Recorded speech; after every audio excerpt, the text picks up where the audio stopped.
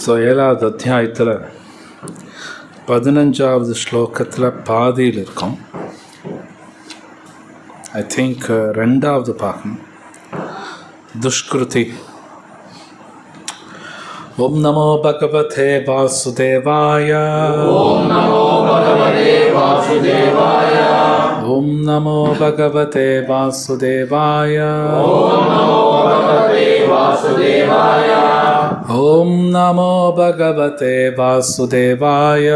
ஓம் நமோ பகவதே வாசுதேவாய.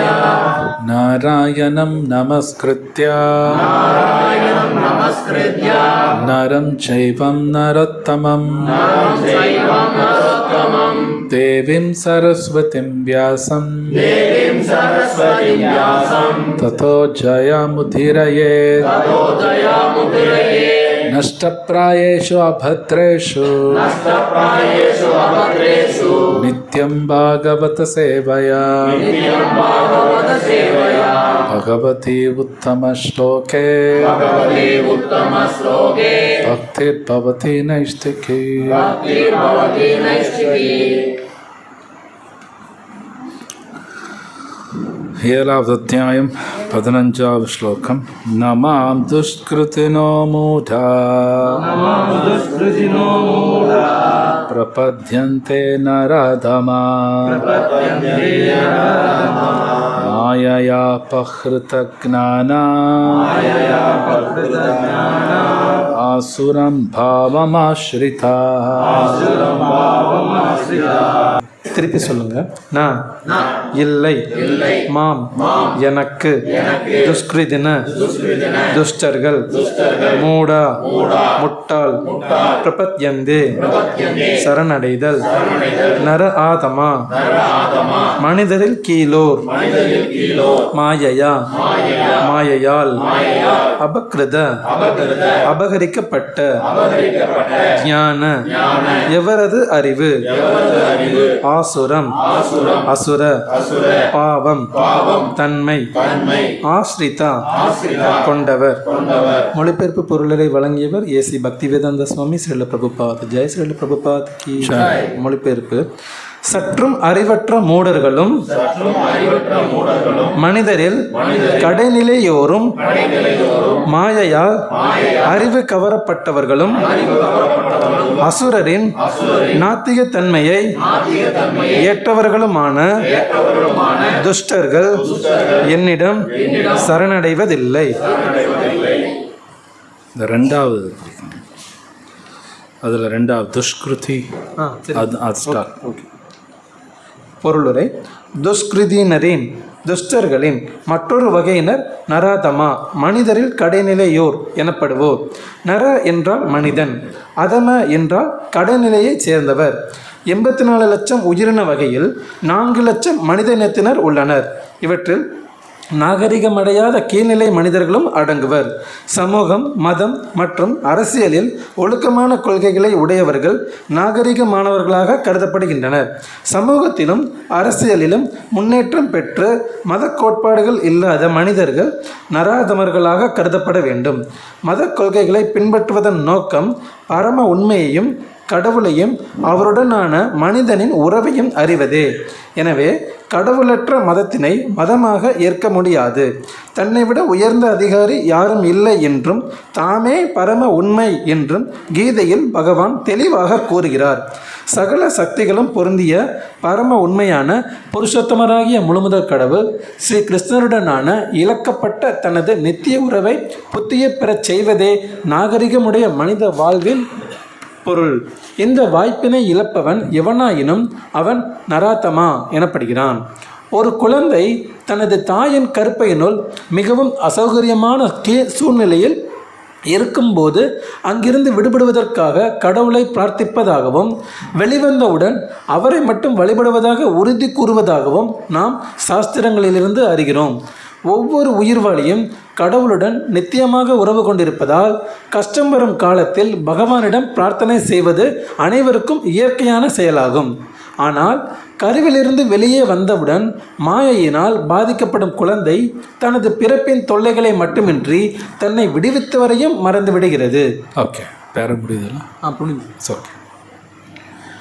मम ज्ञानातिमिरान्धस्य ज्ञानाञ्जनशलाकया चक्षुर्मिलितं येन तस्मै श्रीगुरवे नमः।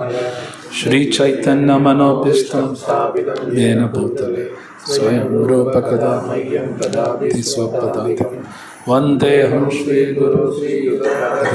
श्रीगुरुं वैष्णवं च श्रीरूपं साग्रजातं रघुनाथान्वितं तं सजीवं साद्वैतं सावधूतं परिजनसहितं कृष्णचैतन्यदेवं श्रीराधा कृष्णपादां सहगणललिता श्रीविशाखावितं च हे कृष्ण करुणा सिंधो दीनबन्धो जगत्पते गोपेश गोपिका कान्त राधाकान्त नमस्तुते तप्त कांचन गौरांगी राधे वृंदावनेश्वरी वृषभानुसुते देवी प्रणमामि हरिप्रिये वाञ्छाकल्पतरुभ्यश्च कृपा सिन्धुभ्येव च पवनेभ्यो वैष्णवेभ्यो नमो नमः। नमो विष्णुपादाय कृष्णप्रेष्ठाय भूतले श्रीमते भक्तिवेदान्त स्वामिनिधि नामिने नमस्ते सारस्वती देवे गौरवाणी प्रचारिणे निर्विशेष शून्यवादी पाश्चात्य देशधारिणे जय श्री कृष्ण चैतन्य प्रभु नित्यानंद श्री अद्वैत गदाधर श्रीवासादि गौरभक्तवृंद। हरे कृष्ण कृष्ण कृष्ण हरे हरे हरे राम राम राम हरे हरे।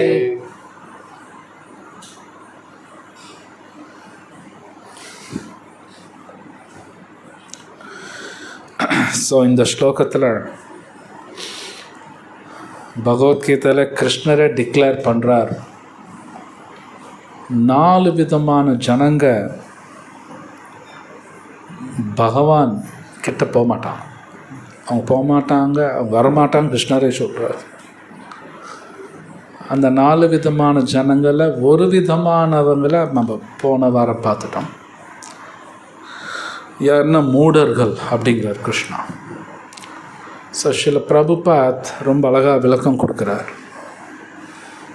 மூடர்கள்னால் யாரை சொல்கிறாங்கன்னா ரொம்ப ரொம்ப கஷ்டப்பட்டு வேலை பண்ணுறாங்க.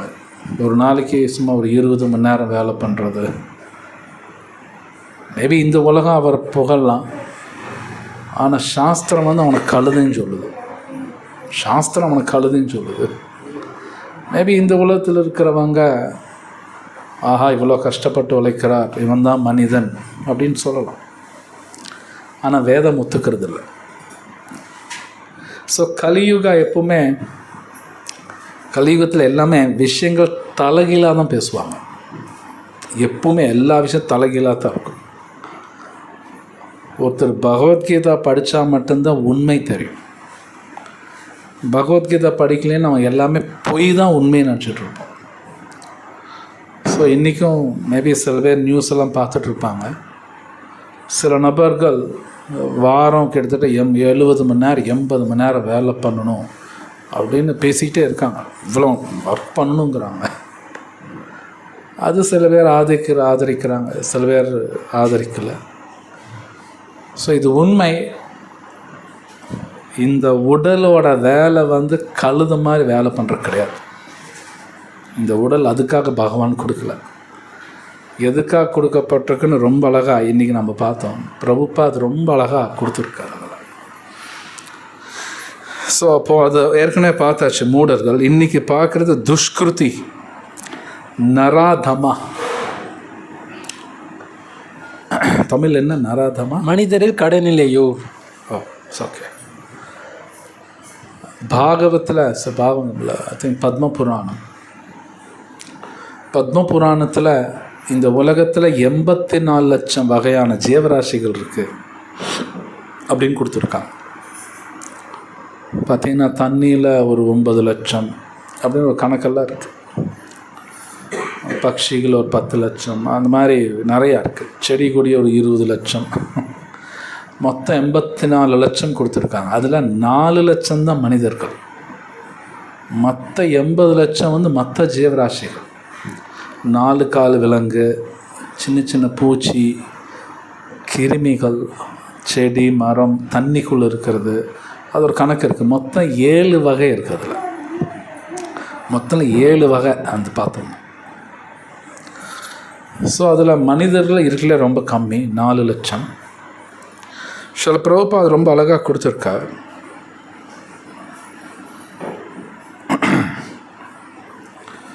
இந்த 4 லட்சம் வகையில் நிறையா பேர் வந்து அன்சிவிலைஸ்ட், தமிழ் என்ன, நாகரிகம் அடையாத நாகரிகமே இல்லாதவங்க தான் அதிகமாக இருப்பாங்க. பிரபுபாத் எழுதுகிறார், உண்மை கூட.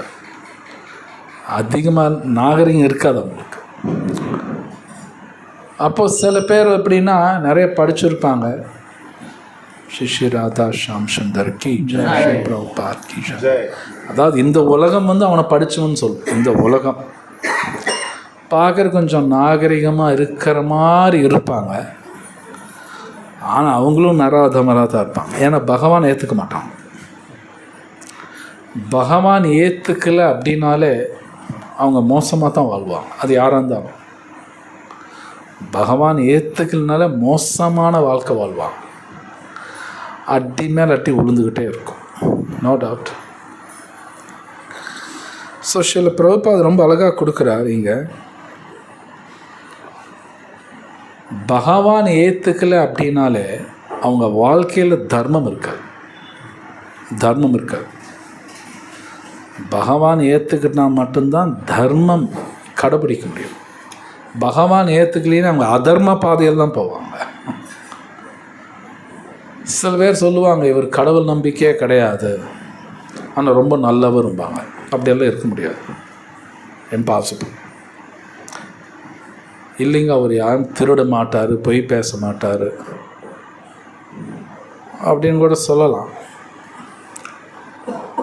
இருந்தாலும் பகவத்கீதை படித்தா தான் புரியும். மேபி திருடல, பொய் பேசல, தட்ஸ் ஓகே. இருந்தாலும் அவர் நல்லவன்னு சொல்ல முடியாது. ஏன் சொல்ல முடியாதுன்னு கேள்வி கேட்டிங்கன்னா, அவர் கண்டிப்பாக சாப்பிட்டு தான் ஆகணும். கடவுள் நம்பிக்கை இல்லைனாலும் சாப்பிட்டு தான் ஆகணும். அந்த அரிசி பருப்பு எப்படி வருதுன்னு கேளுங்க, அவருக்கு சொல்ல தெரியாது, சரியாக சொல்ல தெரியாது. பகவான் தான் கொடுக்கணும். பகவத்கீதை கிருஷ்ணர் அது பேசுகிறார். கிருஷ்ணர் சொல்கிறார், அகம் வர்ஷம் அப்படின்னு ஒரு இடத்துல சொல்லுவார். வர்ஷம்னா மழை, மழை பெய்யுது இல்லையா, நான் தான் அது அப்படிங்கிறார். மழை பெய்யலின்னா விவசாயம் இருக்காது, விவசாயம் இருக்காது. அப்போது அந்த அரிசி பருப்பு கிடைக்குதுன்னா பகவானால் தான் கிடைக்குது. நான் ஏதோ கஷ்டப்பட்டு வேலை பண்ணுறதுனால அரிசி பருப்பு கிடைக்குதுன்னு அர்த்தம் கிடையாது. அஃப்கோர்ஸ் விவசாயம் பண்ணுறாங்க, இருந்தாலும் பகவானோட அனுக்கிரகம் இல்லைன்னா அந்த மழை பெய்யலின்னு வைங்க, நான் என்ன வேலை பண்ணாலும் வேஸ்ட் ஆகிடும். கிருஷ்ணர் சொல்கிற அகம் வர்ஷங்கிறார். அப்போ அந்த கடவுள் நம்பிக்கை இல்லைன்னா நீங்களும் சாப்பிட்றீங்க, அது பகவான் அனுகிரகத்தில் தான் சாப்பிட்றீங்க. அது நீங்கள் ஒத்துக்கிட்டு தான் ஆகணும். ஒத்துக்கலைன்னா அதுதான் உண்மை, ஒத்துக்கலைன்னா அதுதான் உண்மை. அப்போ அவர் பொய் பேசாமல் இருக்கலாம், ஏமாத்தலின்னு சொல்கிறாரு, ஆனால் ஏமாற்றிட்டு தான் இருக்கார். நீங்கள் பகவானோட பொருள்லாம் வாங்கிட்டு கடவுளை இல்லைன்னு பேசுகிறீங்களே, அது ஏமாத்துறது தான், அது பொய் பேசுறது தான். அது பொய்யில் தான் வரும், கண்டிப்பாக பொய் தான். ஸோ பகவான் ஏற்றுக்கலினாலும் அங்கே தர்மம் இருக்காது, கண்டிப்பாக இருக்காது. இப்போ இந்த உலகத்தில் நிறைய பேர் சொல்கிறாங்க உலகம் முன்னேறிடுச்சு, படித்தவங்க நிறைய பேர் இருக்காங்க. சரி, அப்போ ஏன் வெறும் உலகம் பூரா பிரச்சனையாக இருக்கப்போ? மேலே படித்தவங்க ஜாஸ்தி இருக்காங்கன்னா உலகம் நல்லா இருக்கணும்ல. எங்கே பார்த்தாலும் பிரச்சனையாக ஏன் இருக்குன்னா தர்மம் இல்லை. தர்மம் இல்லைன்னா பிரச்சனை வரும். இது கிருஷ்ணர் பகவத்கீதையில் இன்னொரு இடத்துல சொல்கிறார். என்ன சொல்கிறாருன்னா, தர்மம் கடைப்பிடிக்கலன்னா சாந்தி இருக்காதுங்கிறார் கிருஷ்ணர் சொல்கிறார். கடைப்பிடிச்சா தான் சாந்தின்னு கூட கிருஷ்ணர் சொல்கிறார். க்ஷிப்ரம் பவதி தர்மாத்மா சஸ்வத் சாந்தி அதிகச்சதி கிருஷ்ணர் சொல்கிறார். யார் தர்மம் கடைப்பிடிக்கிறாங்களோ அவங்க தான் சாந்தி வருங்கிறார். கிளியராக ஸ்லோகம் அது. இவன் தர்மம் கடைப்பிடிக்கலன்னா சாந்தி இருக்காது. ஸோ அப்போ இந்த நராதமா பகவான் இல்லை அப்படின்னு யாராவது சொல்கிறீங்களோ அவன் நராதமா. தமிழ் என்ன? மனிதர்கள் கடைநிலையோ, லாஸ்ட் லோ கிளாஸ். இந்த உலகத்தில் பென்ஸில் வந்து ஹை கிளாஸும்பாங்க, நடந்து போனால் லோ கிளாஸும்பாங்க. ஆனால் வேதம் வேறு மாதிரி சொல்லுது. கடவுள் இல்லைன்னு சொல்ல நம்ம லோ கிளாஸ். கடவுள் இல்லைன்னு யார் சொல்கிறாங்களோ அவன் லோ கிளாஸ் தான். அது யாராக இருந்தாலும் சரி. மேபி நம்ம கல்யாணம் பண்ணவங்களாக இருக்கலாம், நம்ம குழந்தையாக இருக்கலாம், கூட பிறந்தவங்களாக இருக்கலாம். கடவுள் இல்லைன்னா அவன் லோ கிளாஸ் தான். பேரு பக்கத்தில் பல டிகிரி இருக்கலாம், லோ கிளாஸ் தான். ஸோ சில பிரபுபாத் ரொம்ப அழகாக இங்கே கொடுக்குறார்.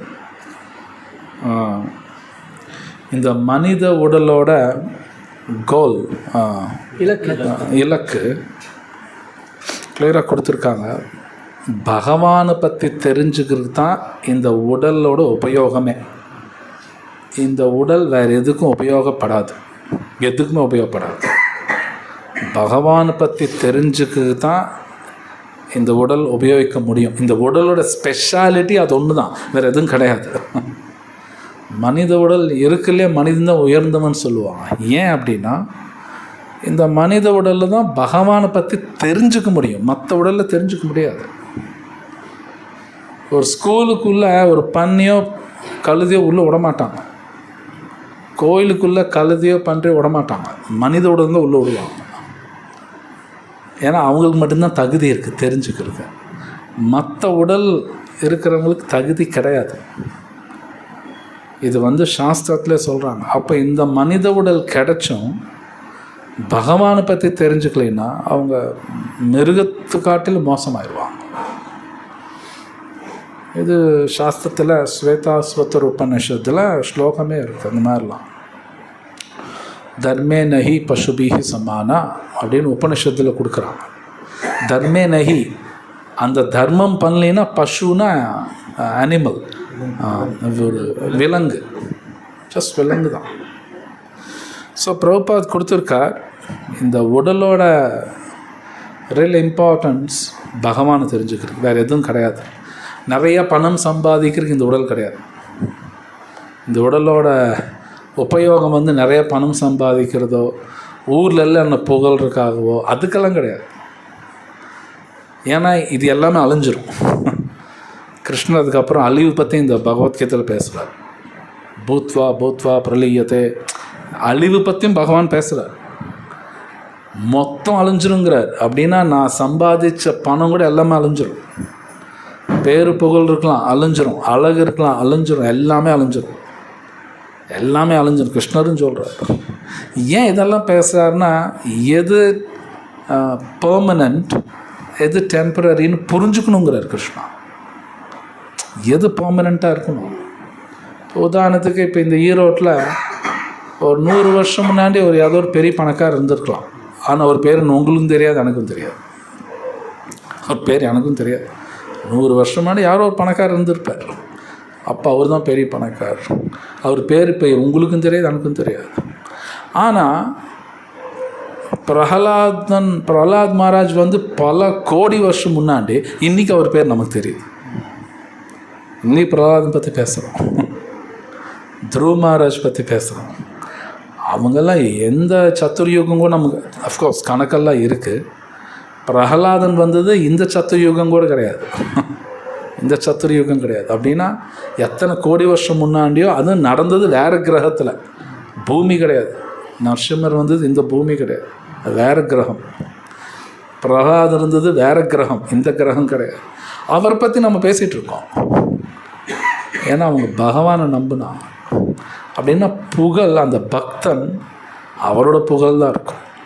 மற்ற எல்லாமே அழிஞ்சிடும், எல்லாமே அழிஞ்சிடும்.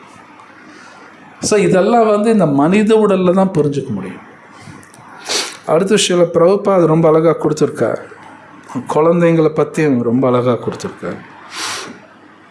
இது பாகவத்திலையும் பேசப்பட்டிருக்கு. ஒரு குழந்தை வயிற்றில் இருக்கும் பொழுது அது பகவானை நினைக்கும் அப்படின்னு கூட பாகவத்தில் கொடுக்கப்பட்டிருக்கு.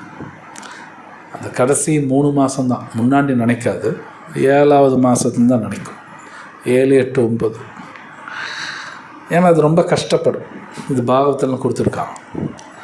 ஸோ கஷ்டப்படும் பொழுது பகவான் நினைக்கிறது இயற்கை, அது நேச்சுரல். அதில் இன்னும் விஷயம் என்னென்னா, ரொம்ப மூத்த பக்தர்கள் ரொம்ப அழகாக சொல்கிறாங்க. சில பேர் டெய்லி கோயிலுக்கும் போவாங்க. சம்டைம்ஸ் அது மெக்கானிக்கலாக பண்ண ஆரம்பிச்சிடுவாங்க. அப்படின்னா செயற்கையா ஒரு செயற்கை மெஷின் மாதிரி போவாங்க. அது நல்லது தான், பட் பத்தாது. மெக்கானிக்கலாக பண்ண ஆரம்பிச்சிடும். டெய்லி கோயிலுக்கு போகணும், போய் பார்க்கணும், வரணும். அஃப்கோர்ஸ் போகிறது நல்லது தான், நமக்கே தெரியாது. அது ஒரு கண்டிஷன் ஆயிடும். கண்டிஷன்னா கட்டுப்பாடு, ஒரு கட்டுண்டு நிலையா. ஏதோ கோயிலுக்கு போகணும், வெள்ளிக்கிழமையாக கோயிலுக்கு போகணும், சனிக்கிழமையாக கோயிலுக்கு போகணும். இட்ஸ் ஓகே, சம் புண்ணியம் வரும். பட் குந்தி மகாராணி சொல்கிறாங்க, பகவானை அப்ரோச் பண்ணும் பொழுதான ஃபீலிங்கோடு தான் அப்ரோச் பண்ணும்பாங்க. இது குந்தி மகாராணி பாகவதத்தில் கொடுக்குறாங்க, ரொம்ப பியூட்டிஃபுல்லாக பேசுவாங்க. அகிஞ்சன கோச்சரம். அகிஞ்சன கோச்சரம்னா பகவானை ஃபீலிங்கோட அப்ரோச் பண்ண முடியாது. அவர் கூட ஃபீலிங்கோடு எப்போ போக முடியாதுன்னா, நிறையா வசதியோ, நிறைய படிப்பு, நிறைய அழகு, ஏன்னா இந்த மாதிரி நல்ல பெரிய குடும்பத்தில் பிறந்துட்டா சீக்கிரம் பகவான்கிட்ட போக முடியாதும்பாங்க. ஃபீலிங்கோடு போக முடியாதும்பாங்க. ஆக்சுவலி பகவான்கிட்ட ஃபீலிங்கோடு போகிறது தான் அவருக்கும் பிடிக்கும்.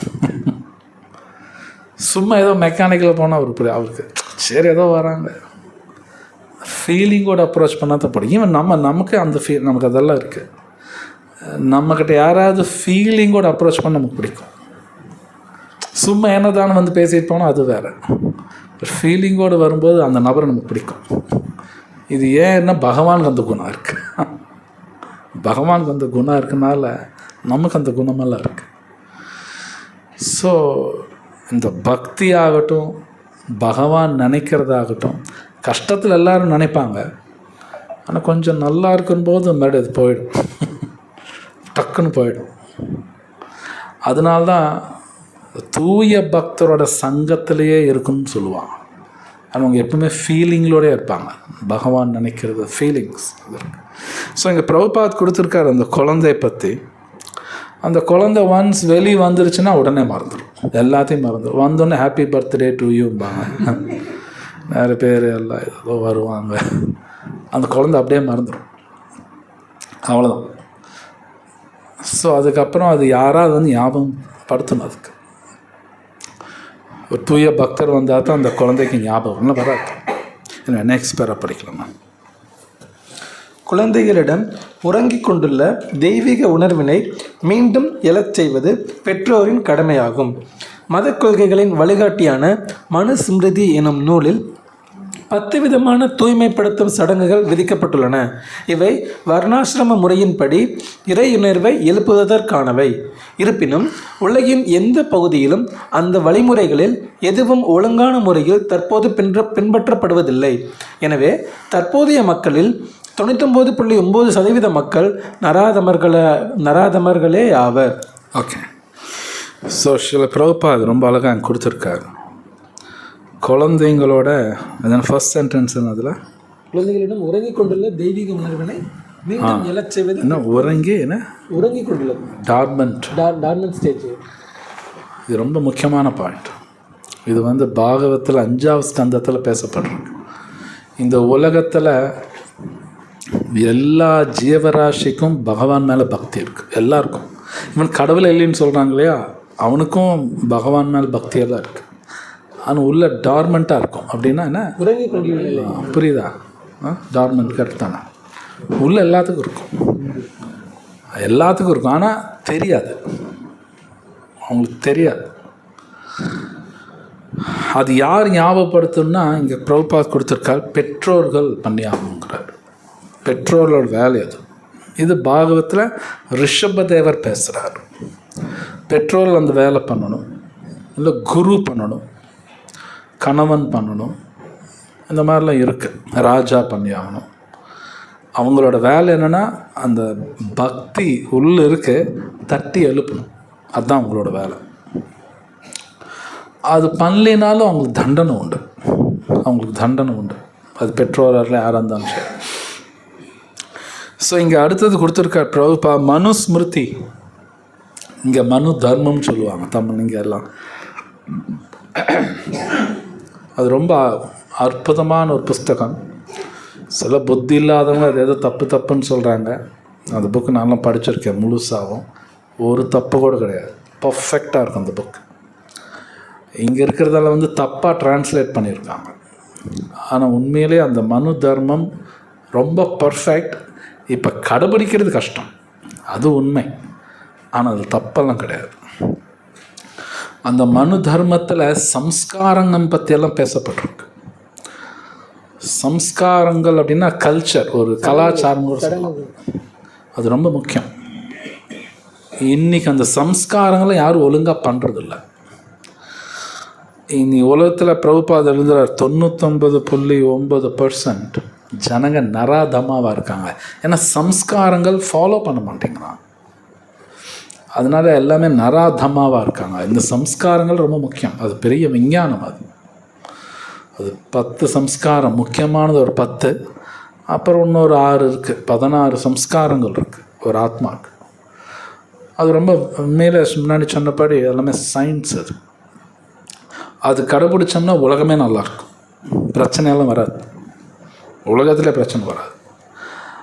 அது யாரும் கடைபிடிக்கல, அதனால பிரச்சனையாக இருக்கு. அடுத்த பேர், ஜனத்தொகை முழுவதும் நராதமர்களாகி விடும்போது அவர்களது பேரளவு கல்வியும் ஜட இயற்கையின் சக்தியால் உபயோகமற்றதாகின்றது. கீதையின் தரத்தின்படி கற்றறிந்த அந்தணனையும் பசுவையும் யானையையும் நாயை தின்பவனையும் சமநிலையில் காண்பவனே படித்தவன். உண்மை பக்தனின் கண்ணோட்டம் இதுவே. தெய்வீக குருவாக அவதாரம் செய்த பகவான் ஸ்ரீ நித்யானந்த பிரபு முற்றிலும் நராதமர்களாக வாழ்ந்த ஜகாய் மாதாய் என்ற சகோதரர்களை விடுவித்து உண்மையான பக்தனின் கருணை எவ்வாறு கடைநிலை மனிதர்களின் மீதும் பொழியப்படுகிறது என்பதை காட்டினார். எனவே புருஷோத்தமராகிய முழுமுதற் கடவுளால் நிராகரிக்கப்பட்ட நராதமன் ஒரு பக்தரின் கருணையினால் மட்டுமே தனது ஆன்மீக வாழ்விற்கு புத்துயிர் அளிக்க முடியும். முடிஞ்சது. ஸோ நீங்கள் பாகவதம் படித்தோம்னா சில பிரபுபாத் நிறைய இடத்துல எழுதுவார். பகவத்கீதையில் இருக்கு.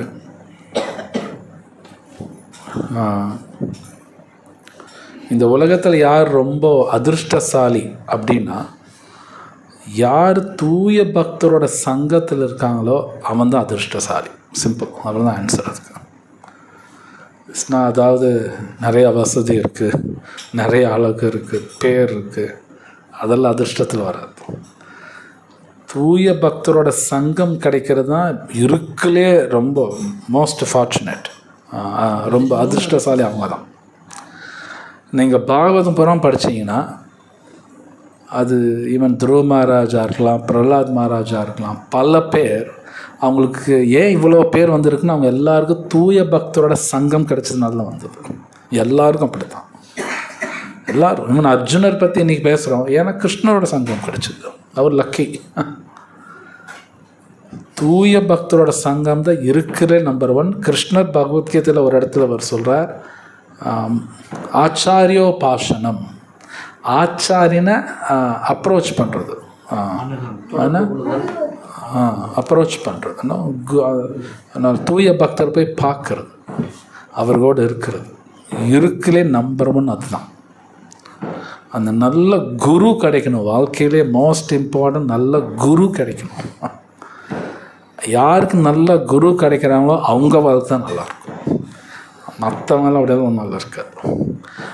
அந்த குரு அப்படிங்கிறது நம்ம பகவான்கிட்ட தினம் பிரார்த்தனை பண்ணால் தான் கிடைக்கும், சும்மாலாம் கிடைக்காது. பகவான் அனுகிரகம் வேணும், இல்லைன்னா அந்த குரு நம்ம பார்க்க முடியாது, பார்க்கவே முடியாது. நம்ம கண் முன்னாடியே தெரிஞ்சுட்டு இருந்தாலும் தெரியாது. நம்ம கண் முன்னாடியே சுற்றிட்டு இருப்பாங்க, ஆனால் நமக்கு புரியாது, அவங்கள சாதாரண நபர் நினைப்போம். பகவான் அனுகிரகம் இருந்தால் தான் புரியும் இவர் இப்போ ஏற்பட்டவர். ஸோ இங்கே பிரபுபாத் நித்யானந்த பிரபு பற்றி எழுதுகிறார். இது சைத்தன்ய சரிதாமிரதத்தில் பெரிய கதை அது. ஸோ நித்யானந்த பிரபு ரொம்ப மோசமாக இருக்கக்கூடிய மனிதனை கூட காப்பாற்றிட்டார். ஜகாய் மதாய், அது பெரிய கதை, இப்போ நான் சொல்லலை. அந்த ஜகாய் மதாயை அவர் காப்பாற்றிட்டார். சிம்பிளாக ஹரே கிருஷ்ணா சொல்லு போதும்ட்டார். ஹரே கிருஷ்ணா கிருஷ்ணா கிருஷ்ணா ஹரே ஹரே, ஹரே ராமா ராமா ஹரே ஹரே. இது உண்மை. ஒருத்தர் ஹரே கிருஷ்ணா சொன்னால் அவன் ரொம்ப மோசமான வந்தாலும் ஹை கிளாஸ் ஆகிடுவான். இது உண்மை, பொய்யெல்லாம் கிடையாது. இது எக்ஸாகரேஷன்லாம் கிடையாது. அப்படின்னா ஏதோ அப்படியெல்லாம் கிடையாது. அப்படி நினச்சிக்கிட்டாங்கன்னா அது 5th அபராதத்தில் 5வது. தமிழில் ஐ டோன்ட் நோ, இமேஜினேஷன் தமிழில் என்ன 5வது அபராதம் ஏதோ இவங்களே சொல்கிறாங்க கற்பனை. அப்படியெல்லாம் கிடையாது, அது உண்மை. ஹரே கிருஷ்ணா சொன்னாங்கன்னா லோ கிளாஸ் ஹை கிளாஸ் ஆகிடுவான். இதெல்லாம் கற்பனை கிடையாது, உண்மை. இதெல்லாம் 5th அது பத்ம புராணத்தில் சொல்லப்பட்டிருக்கு. அது சிவபெருமானும் பார்வதி பேசுகிறாங்க.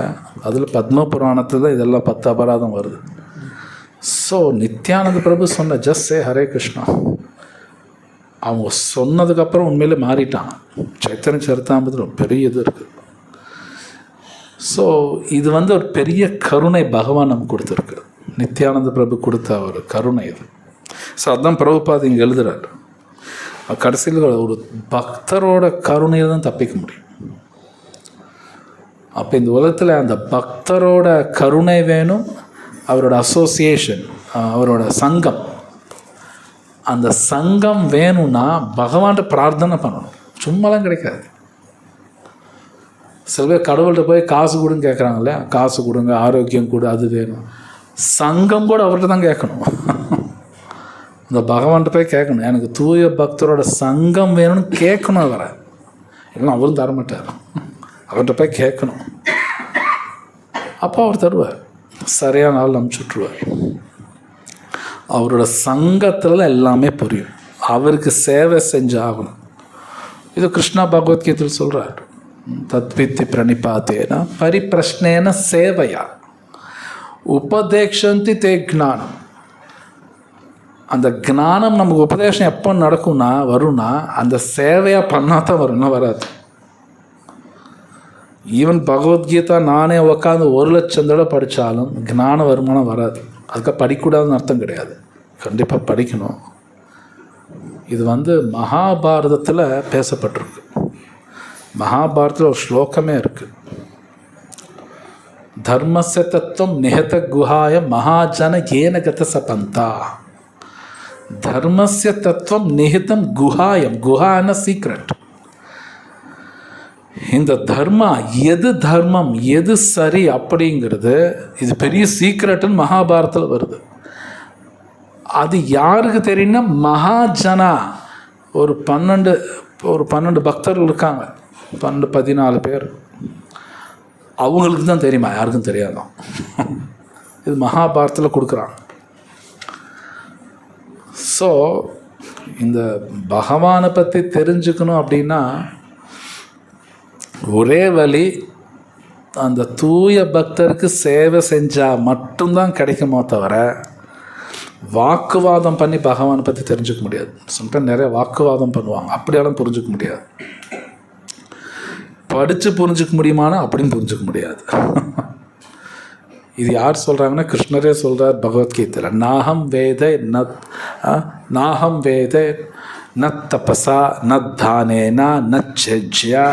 கிருஷ்ணர் சொல்கிறார், நாஹம் வேதேன்னா வேதம் படித்தாலும் நான் புரிய மாட்டேன். ந தானேனா, இனி எவ்வளோ பெரிய தானம் பண்ணாலும் நான் புரிய மாட்டேன். ந தபசா, தவம் பண்ணாலும் நான் புரிய மாட்டேன். ந சேஜ்யா, சேஜ்யானா வர்ஷிப்பிங், வழிபடுறது, வழிபட்டாலும் நான் புரிய மாட்டேன். அதுக்காக இதெல்லாம் பண்ணக்கூடாதுன்னு அர்த்தம் கிடையாது. நம்ம செஞ்சு தான் ஆகணும். நாமளும் தானம் பண்ணி தான் ஆகணும், வழிபாடு பண்ணணும், தவம் பண்ணி ஆகணும், பகவத்கீதை படித்து தான் ஆகணும். ஆனால் என்ன பண்ணாலும் அப்புறம் அடுத்து சொல்கிற கிருஷ்ணா பக்தியா துவனன்யா சக்யா. பக்தி பண்ணால் தான் புரியும் அப்படிங்கிற. அப்போ பக்தினா பக்தி பண்ண பக்தன் தேவை. எனக்கு யாரோ பக்தர்கிட்ட போனால் தான் அது என்னன்னு புரியும். நானாக தனியாக புரிஞ்சுக்க முடியாது, அப்படியெல்லாம் புரிஞ்சுக்க முடியாது. நிறைய பேர் நினச்சிக்கிறாங்க அந்த சீக்ரெட் பக்தன்ட்டு தான் இருக்குது. அதுதான் தர்மஸ்ய தத்துவம் நிஹத குஹாயம் மகாஜன ஏனுகத சபந்தா. ரொம்ப அழகாக மகாபாரதத்தில் கொடுத்துருக்காங்க. சைத்தன்ய சரிதாமிரத்தில் ஸ்லோகம் வரும். ஸோ இங்கே பிரபுபாத் எழுதியிருக்கார், அந்த பக்தரோட அனுகிரகம் வேணும். அந்த நெக்ஸ்ட் பேரை படிக்கலாம். பாகவத தர்மத்தை, பக்தரின் செயல்களை பரப்புவதில் ஈடுபட்டிருந்த ஸ்ரீ சைத்தன்ய மகாபிரபு முழுமுதற் கடவுளின் செய்தியை அடக்கத்துடன் கேட்க வேண்டும் என்று மக்களிடம் பரிந்துரைக்கிறார். அந்த செய்தியின் சாரம் பகவத்கீதை. மனிதரில் கடைநிலையைச் சேர்ந்தோரும் பணிவுடன் கேட்பதன் மூலமாக விடுதலை பெற முடியும். ஆனால் துரதிருஷ்டவசமாக இவர்கள் இச்செய்திகளை காது கொடுத்து கேட்கவே மறுக்கும்போது பரமபுருஷரின் விருப்பத்திற்கேற்ப சரணடைவதை பற்றி என்ன சொல்ல முடியும்? மனித சமூகத்தின் கடைநிலையோராகிய நராதமர்கள் மனிதனின் முக்கிய கடமையினை விருப்பத்துடன் அலட்சியப்படுத்துகின்றனர். ஓகே. ஸோ சைத்தன்ய மகாபிரபு சாக்ஷாத் ராதா கிருஷ்ணா கம்பைன்டு ஃபார்ம். அவர் இந்த பாகவத தர்மம், இந்த தர்மத்தை கொடுக்க தான் வந்திருக்கார். எது உண்மைன்னு நமக்கு சொல்லி கொடுக்க வர்றார். பிரபுபாத் ரொம்ப அழகாக அதில் கொடுக்குறார்.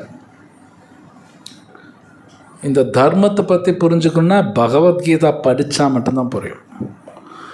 பகவத்கீதா படிக்காமல் லைஃப் நான் அப்படியே ஏதோ பிளான் பண்ணி ஃபஸ்ட் கிளாஸாக கொண்டு போயிடுவேன் அப்படி இப்படின்னா அவன் மாதிரி பைத்தியக்காரன் ஒருத்தன் கிடையாது.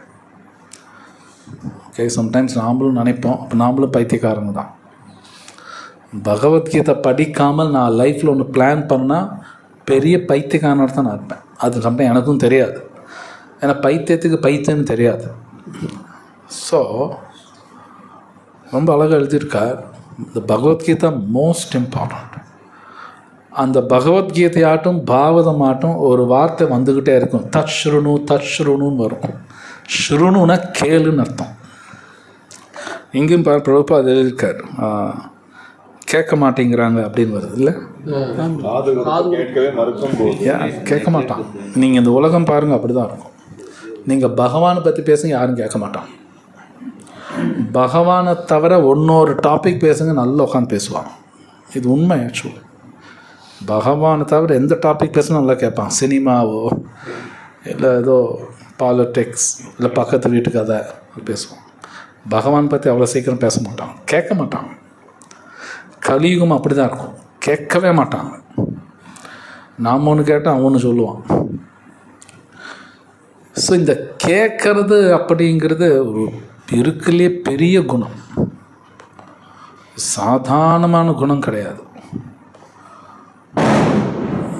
ஸோ ஈவன் அந்த ஐம்புலன்களில், ஐம்புலன்னு தெரியும் இல்லையா, கண்ணு காது, ஐம்புலன்களில் எப்பவுமே ஓப்பனாக இருக்கிற புலன் ஒன்று காது மட்டும்தான்.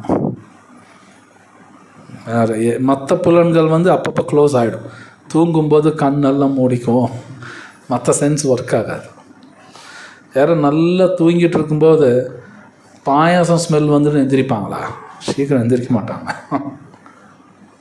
எல்லாமே ஷட் டவுன், காது மட்டும்தான் ஓப்பனாக இருக்கும்.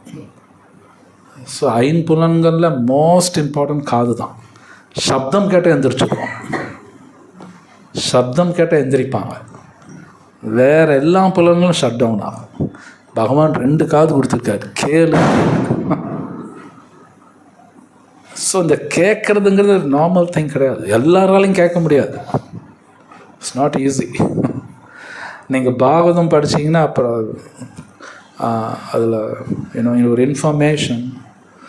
இப்போ சுகதேவ சுவாமி பாகவதம் பேசும் பொழுது மற்ற கிரகத்திலேருந்தெல்லாம் வந்துட்டாங்க. மற்ற கிரகத்திலேருந்து கேட்குறாங்க. ஏன்னா சுகதேவ கோஸ்வாமி பேச போகிற அது கேட்டே ஆகணும்னு வர்றாங்க. ஸோ இந்த கேட்குறதுங்கிறது ஒரு சாதாரண விஷயம் கிடையாது. இதெல்லாம் வெளியே யாரும் நமக்கு சொல்லித்தரதில்லை. ஸ்ரவணம் சொல்லுவாங்க. ஏன்னா பிரஹ்லாத் மகாராஜ் பேசும் கூட ஃபஸ்ட்டு ஸ்ரவணம், கேளு. அது பார்த்திங்கன்னா நம்ம நாட்டில் அந்த கலாச்சாரம் இன்னும் இருக்குது. சில பேர் யாராவது இறக்க போகிறாங்க அப்படின்னா விஷ்ணு சஹஸ்ரநாமம் போட்டுட்ருவாங்க, சுப்பிரபாதம் போடுவாங்க, ஹரே கிருஷ்ணா சொல்லுவாங்க, பகவத்கீதை படிப்பாங்க. அது ஆக்சுவலி ஏன்னா அவங்களுக்கு தெரியும் இவங்க சாக போகிறார், காது மட்டும் கேட்கணும் அவங்களுக்கும் தெரியும். மற்றதெல்லாம் வேலை பண்ணாது. கை காலில் அசைக்க முடியாது, கண்ணு திறக்க முடியாது. அந்த மக்களுக்கெல்லாம் தெரியும் இது மட்டும் சொல்லிக்கிட்டே, ஏன்னா காது கேட்கும், அவங்களுக்கு தெரியும் இது காது கேட்கும். ஸோ பகவான் நாமத்தை கேட்டுக்கிட்டே உயிர் விடுட்டுமே, அதுக்கு தான் அதெல்லாம் பண்ணுவாங்க. ஸோ இந்த கேட்கறதுங்கிறது விளையாட்டு இல்லை, அது ஒரு, நான் ஒரு கிளாஸில் கேட்டேன், எப்படி கேட்கணுன்னு கூட நம்ம கேட்கணுமாமா, அதுக்கு ஒரு கிளாஸே எடுப்பாங்களாம். இந்த கேட்குறது விளையாட்டு இல்லை. இன்றைக்கி கலியுகா இந்த அட்டென்ஷன் ஸ்பேன் அப்படின்னா கவனிக்கிறதா, இந்த கவனிக்கிற நேரங்கிறது குறைஞ்சிக்கிட்டே போகுது. நம்மளால் ரொம்ப நேரம் உட்காந்து கவனிக்க முடியாது, ஏன்னா கலி அப்படி இருக்குது, ரொம்ப டிஸ்டர்ப்டாகவே இருப்போம். நாங்கள்லாம் காலேஜில் நாங்கள் டெய்லி கிளாஸ்க்கெல்லாம் போவோம், பசங்கள்லாம் காலைல 10 மணிக்கே பெஞ்சில் படுத்து தூங்குவோம், 10 மணி தூங்கிட்டு இருப்பான். அவனால் முடியாது, உட்காந்து கேட்க முடியாது, ரொம்ப மோசமாக இருக்காது. அவங்க நமக்கு அந்த பிரச்சனையெல்லாம் இருக்குது, ரொம்ப நேரம் உட்காந்து கேட்க முடியாது. அதுவும் பகவத்கீதா பாதம் சொன்னோம்னா அப்படியே தூங்கிடுவான். ஓம் நமோ பகவதே வாசுதேவாயானாலும் தூங்கிடுவான் சம்டைம்ஸ்.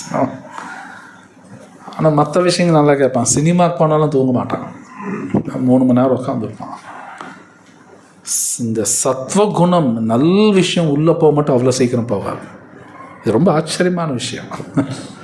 கெட்ட விஷயம் ஈஸியாக உள்ளே போயிட்டே இருக்கும், நல்ல விஷயம் உள்ளே வாங்க முடியாது. இந்த கேட்கறதுங்கிறது ஒரு பெரிய ப்ராசஸ், சும்மாலாம் கிடையாது. அந்த காலத்து ரிஷிகளில் ஜஸ்ட் உட்காந்து கேட்பாங்க, அவ்வளோதான். ஜஸ்ட்டு கேட்பாங்க, தட்ஸ் இட். ஒழுங்காக உட்காந்து கேட்டாலே புரியும், பகவான் அனுகிரகத்தில் புரிஞ்சிடும். ஸோ பகவத்கீதையில் இந்த ஸ்ருணுங்கிற வார்த்தை வரும். தட் ஸ்ருணு கேள் அர்ஜுனா சொல்லுவார், கேளுன்னு சொல்லுவார், அவ்வளோதான். ஸோ இங்கே ரொம்ப அழகாக எங்கள் பிரபுபாத் எழுதுகிறார், காது கூட கொடுத்து கேட்க மாட்டாங்க பகவத்கீதா பாவம், இந்த கலியுகா. ஸோ இந்த ஹரே கிருஷ்ணா மகா மந்திரம் நாம் சொல்லும் பொழுது நம்ம காது கேட்கணும், அது ரொம்ப முக்கியம். இது சும்மா கிடையாது. இந்த ஹரே கிருஷ்ணா சொல்லும்போது ஒரு வார்த்தையும் நான் சொல்கிறது என் காதில் விழுகணும். அது விழுகலைன்னா மறுபடியும் எனக்கு ப்ராப்ளம். அது விழுகணும், நான் சொல்கிறது என் காதில் விழுகணும், அது கான்சன்ட்ரேட் பண்ணணும். அது பண்ணும்போது அவங்களோட ஆன்மீக வாழ்க்கை நல்லா போகும், இது உண்மை. ஸோ இது நராதமா முடிஞ்சதில்லை, முடிஞ்சது. நெக்ஸ்ட் பார்க்கலாமா? அடுத்தது அடுத்த வகை துஷ்கிருதினியர்கள் மாயையா பக்ரத ஞானா எனப்படுகின்றனர். அதாவது ஜட சக்தியான மாயையின் தாக்கத்தினால் தங்களின் மேன்மையான அறிவை இழந்தவர்கள் என்று பொருள். இவர்கள் பெரும்பாலும் கல்வி அறிவுடைய மாபெரும் தத்துவ ஞானிகள், கவிஞர்கள், இலக்கியவாதிகள், விஞ்ஞானிகள் முதலானோர். ஆனால் மாயையின் தவறான வழிநடத்துதலால் இவர்கள் பரமபுருஷருக்கு கீழ்ப்படிவதில்லை. ஸோ இது ரொம்ப முக்கியம். மாயையா பகிர்த்த ஞானா, ஞானானா அறிவு, மாயையா பகிர்த்த ஞானானா அவங்க நிறைய படிச்சிருப்பாங்க, இருந்தாலும் மாயையோட ஆதிக்கத்தினால் அறிவு போயிடும். நான் நிறைய பேர் பார்த்துருக்கேன், நீங்களும் பார்த்துருக்கலாம். இன்றைக்கி இந்தியாவில் ரொம்ப படித்தவங்க பெரிய பெரிய ப்ரைஸ் எல்லாம் வாங்கியிருக்காங்க அப்படின்னு சொல்லுவாங்க. ஆனால் கடவுள் பற்றி கேட்டால் ஒன்றுமே தெரியாது, கடவுளே இல்லைன்னு பேசுவான், பைத்தியக்காரனும் பேசிகிட்டு இருப்பான். இவங்கெல்லாம் மாயையாக பகிர்த்த ஞானா. ஏன் நாம் கூட அந்த கேட்டகரியில் வந்துடுவோம். இந்த குணங்கள் நமக்கும் இருக்கும், வேறு யாருக்கும் நினச்சிக்காதீங்க, இதெல்லாம் நமக்கும் இருக்கும். நாமளும் உட்காந்து பகவத்கீதை நிறையா படிப்போம், ஆனால் கடைப்பிடிக்கலைன்னு வைங்க, நான் இந்த கேட்டகரிக்கு வந்துடுவேன், மாயையா பகிர்த்த ஞானம் ஆயிடுவோம். டெய்லி பகவத்கீதை படிப்போம், ஆனால் கடைப்பிடிக்கலைன்னா நாமளும் அதில் தான் வருவோம். ஸோ இதெல்லாம் இருக்குது. அப்போ அந்த ஹரே கிருஷ்ணா மகா மந்திர சீரியஸாக சொன்னால் தான் நம்ம இந்த மாதிரி ஆக மாட்டோம். இல்லை நாமளும் இந்த மாதிரி ஆகிடுவோம், என்ன தான் படித்தாலும் இது கடைப்பிடிக்க மாட்டோம். தற்காலத்தில் மாயா பக்ருத ஞானிகளில் பலர் பகவத்கீதையை படித்த பண்டிதர்களுக்கு மத்தியிலும் உள்ளனர். கீதையில் ஸ்ரீ கிருஷ்ணரை புருஷோத்தமரான முழுமுதற் கடவுள் என்பது எளிமையான சாதாரண மொழியில் தெளிவாக கூறப்பட்டுள்ளது. அவருக்கு சமமானவரோ அவரை விட உயர்ந்தவரோ எவரும் இல்லை. மனித சமுதாயத்தின் மூல தந்தையாகிய பிரம்மாவின் தந்தையாக அவர் குறிப்பிடப்பட்டுள்ளார். உண்மையில் பிரம்மாவின் தந்தை மட்டுமல்ல, எல்லா உயிரினங்களின் தந்தையும் ஸ்ரீ கிருஷ்ணரே என்று கூறப்பட்டுள்ளது. அவரே அருவ பிரம்மனுக்கும் பரமாத்மாவிற்கும் மூலம். எல்லா இடங்களிலும் இருக்கும் பரமாத்மா அவரது விரிவங்கமே. அவரே எல்லாவற்றிற்கும் மூலம் என்பதால் ஒவ்வொருவரும் அவரது தாமரை திருவடிகளில் சரணடையுமாறு அறிவுறுத்தப்படுகின்றனர். இத்தகைய தெளிவான கூற்றுகளுக்கு மத்தியில் மாயையா பக்ருத ஞானிகள் முழுமுதற் கடவுளின் வியக்தித்துவத்தை ஏளனம் செய்து அவரையும் ஒரு சாதாரண மனிதனாக கருதுகின்றனர். மனித வாழ்வின் அற்புத ரூபம் பரமபுருஷ பகவானின் நித்தியமான திவ்ய ரூபத்தின் அடிப்படையில் வடிவமைக்கப்பட்டுள்ளது என்பதை இவர்கள் அறியார்கள். ஸோ இது ரொம்ப முக்கியமான பாயிண்ட். இன்றைக்கி நிறைய பேர் சில பேர் பகவத்கீதை படிப்பாங்க, சாஸ்திரம் படிச்சுட்டு கிருஷ்ணர் மனிதன் சொல்லுவாங்க. அவரும் நம்ம மாதிரி தானே பிறந்தார், தேவகிக்கும் வசுதேவருக்கும். பகவத்கீதையில் ஸ்லோகமே கிருஷ்ணரே சொல்கிறார், எனக்கு பிறப்பே கிடையாதும்பார். பகவத்கீதை ஸ்லோகர் அஜ்ஜாஹா அப்படிம்பார். அஜ்ஜானா பிறப்பில்லைன்னு அர்த்தம். 4வது அத்தியாயத்தில் வரும். அவரே சொல் அஜோ அம்மி, நான் அஜ்ஜா, எனக்கு பிறப்பே இல்லை அர்ஜுனாம்பார். ஆனால் தேவகி பிறக்கிறார் அப்படிங்கும் பொழுது அங்கே தான் நமக்கு குரு தேவைப்படுறார். அப்போ ஏன் அப்படி சொல்கிறாங்க? கிருஷ்ணர் சொல்கிறார் பிறப்பே இல்லைங்கிறார், ஆனால் சில பேர் சொல்கிறாங்க தேவகிக்கு பிறந்தாருங்கிறாங்க. அப்போ அங்கே குரு தேவை. அந்த குருட்ட போனால் தான் புரியும். ஸோ பகவான் கிருஷ்ணருக்கு பிறப்பே கிடையாது, ராமருக்கும் பிறப்பு கிடையாது. சில பேர் இருக்கும்பாங்க, அவன் ஒரு நராதமா தான், அவனு ஒரு நராதமா. பகவான் கிருஷ்ணரை மனிதன் சொன்னாலும் அவன் நராதமா தான், அறிவில்லை. ஸோ அதான் முன்னாடி சொல்ல முடியும், அங்கே குரு தேவை. ஸோ பகவத்கீதையில் கிருஷ்ணரை அர்ஜுனை பல பேர் வச்சு கூப்பிட்றாரு. ஐ திங்க் போன வாரம் கூட பார்த்தோம். அவர் அச்சுதான் கூப்பிட்றாரு, அதுதான் இன்ஃபாலிபிள், வீழ்ச்சி இல்லாதவர். அது மட்டும் இல்லாமல் கிருஷ்ணரை மதுசூதனான்னு கூப்பிடுவாங்க. மதுசூதனானா டவுட்ஸ் எல்லாத்தையும், சந்தேகங்கள் எல்லாத்தையும் இல்லாமல் பண்ணிடுவார். கிருஷ்ணருக்கு அந்த சக்தி இருக்குது. நமக்கு எல்லாமே நிறைய சந்தேகமெல்லாம் இருக்குது, அதெல்லாம் இல்லாமல் பண்ணிடுவார். நமக்கு இந்த சந்தேகங்கள் இருக்கிறதுனால வாழ்க்கையில் அடிதடியெல்லாம் நடக்குது. வாழ்க்கையை எல்லாம் சண்டை போட்டுக்கிறான்னு எல்லோரும் ஒரே சந்தேகம். அது இருந்தாலே பிரச்சனையாக தான் இருக்கும், பயம் இருக்கும், எல்லாமே இருக்கும். ஸோ மதுசூதனான்னு கூப்பிட்டுக்கிட்டே இருப்பார் அர்ஜுனா அப்படின்னு நான் சந்தேகத்தில் எடுத்துருங்க முதல்ல. ஸோ கிருஷ்ணாக்கு இது மாதிரி பல பேர் இருக்குது. முக்குந்தா அப்படின்னு ஒரு பேர். முக்குந்தா அப்படின்னானே முக்தி கொடுப்பவர். முக்தி அவர் தான் கொடுப்பார், வேற யாரும் கொடுக்க மாட்டாங்க. எல்லாரும் முக்தி கொடுப்பாங்கன்னா அப்புறம் எல்லாரையும் முக்குந்தான்னு சொல்லாமே. முக்குந்தா அப்படின்னா கிருஷ்ணர் தான் குறிக்கும். இவன் பிரம்மாவை குறிக்காது, சிவபெருமானு கூட குறிக்காது. முக்குந்தான்னு எல்லாருக்கும் தெரியும், கிருஷ்ணா. அவர் தான் முக்தி கொடுக்கணும், வேறு யாரும் கொடுக்க மாட்டாங்க, கொடுக்க முடியாது. ஸோ இது மாதிரி பல பேர் இருக்குது, பகவானுக்கு பலவிதமான பேர் இருக்குது. ஸோ இது நம்ம பகவத்கீதா படிக்கணும், பக்தரை பார்த்தா தான் இதெல்லாம் புரியும், எல்லாம் புரியாது. அதுக்கப்புறம் ரொம்ப அழகாக கடைசி சென்டென்ஸ் பிரபுபாத் எழுதுகிறார். ஈவன் நம்மளோட ஏன்னோ ஃபார்ம், தமிழ் என்ன, நம்மளோட ரூபம் பகவான் மாதிரியே தான் நமக்கு ரூபம். ஆக்சுவல் மனிதன் மட்டும் அப்படி. இங்கிலீஷில் சொல்லுவாங்க man is made after the image of God அப்படிம்பாங்க. இங்கிலீஷில் அப்படி தான் சொல்லுவாங்க. பகவான் மாதிரியே மனிதனுக்கு ரூபம். நமக்கு 2 கை இருக்குல்ல, பகவானுக்கு 2 கை ரூபம் இருக்குது. அவருக்கு நிறைய 4 கை ரூபம் இருக்குது, பல கோடி கை ரூபம் இருக்குது. பட் இருந்தாலும் இந்த 2 கை ரூபம் தான் சௌமியமான ரூபம். பகவத்கீதையில் வரும் சௌமிய ரூபம் அப்படின்னே வரும், பகவத்கீதையில் வரும். 11th chapter வரும். கிருஷ்ணர் அர்ஜுனர் சொல்வார் அந்த ரூபம் என்ன, சதுர்புஜேன ரூபேனா, 4 கை ரூபம் காட்டுவார். அதுக்கப்புறம் சௌமியான அழகான அந்த 2 கை ரூபம். ஸோ பகவான் ரூபம் மாதிரி நம்ம ரூபம் கொடுக்கப்பட்டிருக்கு நமக்கு.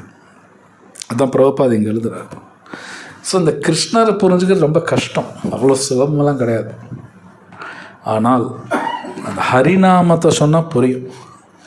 ஹரே கிருஷ்ணா கிருஷ்ணா கிருஷ்ணா ஹரே ஹரே, ஹரே ராம ராம ராம ஹரே ஹரே. மொத்த சீக்கிரட்டு சைத்தன்ய மகாபிரபு இந்த ஹரே கிருஷ்ணாவில் தான் வச்சார். இது ரொம்ப பெரிய விஷயம், சாதாரண விஷயம் கிடையாது. ஏன்னா மற்றதெல்லாம் நான் படித்து புரிஞ்சுக்க ரொம்ப கஷ்டம்தான், ஆனால் படிக்கணும், நோ டவுட். பட் இந்த ஹரே கிருஷ்ண மகாமந்திரா சொல்லும் பொழுது அவர் பகவான் அனுகிரகத்தில் புரியும். ஸோ மோஸ்ட் இம்பார்ட்டன்ட் நாம சங்கீர்த்தனம் தான். நெக்ஸ்ட் பேரை பார்க்கலாம். குருசிர பரம்பரையில் வராத மாயா பக்ருத ஞானிகளால் விளக்கமளிக்கப்பட்ட கீதையின் அங்கீகாரமற்ற கருத்துரைகள் ஆன்மீக உணர்வு பாதையின் தடை கற்களாகும். மயக்கத்திலுள்ள இந்த கருத்துரையாளர்கள் ஸ்ரீ கிருஷ்ணரின் தாமரை திருவடிகளில் சரணடைவதில்லை, சரணடையுமாறு மற்றவர்களை அறிவுறுத்துவதும் இல்லை. இது ரொம்ப இம்பார்ட்டன்ட் பாயிண்ட். சில பேர் பிரபுபாத் வந்து கேட்குறாங்க, கடவுளை பற்றி நிறைய பேர் பேசுகிறாங்க, யாரை நம்புறது? நிறைய பேர் பேசுகிறாங்க, கடவுள் இருக்காருன்னு பேசுகிறாங்க, எல்லாம் யாரை தான் நம்புறது? சிம்பிளாக ஒரே பதில், கிருஷ்ணாவுக்கு யார் சரணாகதி பண்ண சொல்கிறாங்களோ அவனை மட்டும்தான் நம்பணும், முடிஞ்சது, அவ்வளோதான். கிருஷ்ணாட்ட சரணாகதி பண்ணுன்னு சொல்லணும் அவங்க. அப்படி ஒருத்தர் சொல்லலை அப்படின்னாலே அவன் ஏமாத்துறான். அவன் ஒவ்வொரு ஏமாத்துறான், தன்னை தான் ஏமாற்றிக்கிறான். அந்த வார்த்தை சொல்லணும். இன்றைக்கி நிறைய இயக்கமெல்லாம் இருக்குது, நாங்கள்லாம் கடவுளை பற்றி சொல்லித்தரோன்னு சொல்லுவாங்க, கடைசி நீயே கடவுளுன்றுவான். நம்ம மூஞ்சி கண்ணாடியில் பார்த்தா நமக்கே தெரியும் நம்ம உண்மையிலே கடவுளாக இல்லையா. கடவுள்னால் ரொம்ப அழகாக இருக்கணும். அழகுன்னா கொஞ்சம் நஞ்சம் இல்லை, எவ்வளோ அழகாக இருப்பார்னா கிருஷ்ணரே கிருஷ்ணர் பார்த்து ஆசைப்படுவாராம். ஏன்னா இது உண்மை. இதெல்லாம் கிருஷ்ணரே அவரோட இமேஜ்னா அந்த கண்ணாடியில் பார்த்து அவரே அட்ராக்ட் ஆவாராம். இதெல்லாம் உண்மை. இதெல்லாம் இதில் வராது, வேறு இதில் வரும். நம்ம பார்த்து நாம்ளே அட்ராக்ட் ஆகணுமா அவங்களே பார்த்துக்கணும். முடியாதனால பவுடர் போட்டுக்குவோம். இதெல்லாம் உண்மை. ஸோ கிருஷ்ணர் அழகெல்லாம் சும்மாலாம் கிடையாது. ஆனால் நிறைய பேர் வந்து ஏதோ கடவுள் பற்றி பேசுகிறாங்க, ஆனால் கிருஷ்ணாட்டு சரணாதி பண்ணி யாரும் பேச மாட்டான். நீ எங்கே இருந்தேன்னா ஒரு விளக்கு போடு, 5 எலுமிச்சம்பழம் வாங்கிக்கோ, திருப்பி வெய்யி, அதுக்குள்ளே வெய்யி, ஏதோ பேசிகிட்டு இருப்பான். பைத்தியக்காரன் பேசிகிட்டு இருப்பான். கிருஷ்ணாவுக்கு சரணாதிபன் மட்டும் சொல்ல மாட்டான். அவன் நம்பவே கூடாது.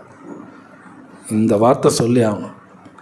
ஆன்மீகம் அப்படின்னாலே கிருஷ்ணா பற்றி பேசி ஆகணும், கிருஷ்ணா நாமா பற்றி பேசணும், கிருஷ்ணாவுக்கு சரணாதி பண்ணணும் பேசணும், பகவத்கீதை பேசணும். இந்த எலமெண்ட்ஸ்னால் இந்த விஷயம் பேசலைன்னா அது ஆன்மீகம் கிடையாது. நம்பிடாதீங்க. இன்றைக்கி பிரதோஷம், இங்கே வந்து விளக்கு போடு, எல்லா பிரச்சனையும் போயிடும்பா. எந்த பிரச்சனையும் போகாது. இதெல்லாம் ஒரே ஏமாத்துறது. கிருஷ்ணா நாமா சொல்லணும், கிருஷ்ணாவுக்கு சரணாதி பண்ணாமல் ஒன்றும் நடக்காது. இதெல்லாம் ஒரே ஏமாத்துறது. ஸோ இது நான் சொல்லலை, பெரிய பெரிய மகாஜனாஸ் எல்லாரும் சொல்கிறாங்க, சிவபெருமான் உள்பட சொல்கிறாங்க. அவரும் சொல்கிறார், அந்த கிருஷ்ணாவுக்கு சரணாதி பண்ணணும், அந்த முக்குந்தா தான் உன்னை காப்பாற்ற முடியும்னு சிவபெருமானே சொல்கிறார். அதெல்லாம் ஸ்லோகம் இருக்குது, எல்லாம் இருக்குது. ஓகே, ஸோ நெக்ஸ்ட் பார்க்கலாமா?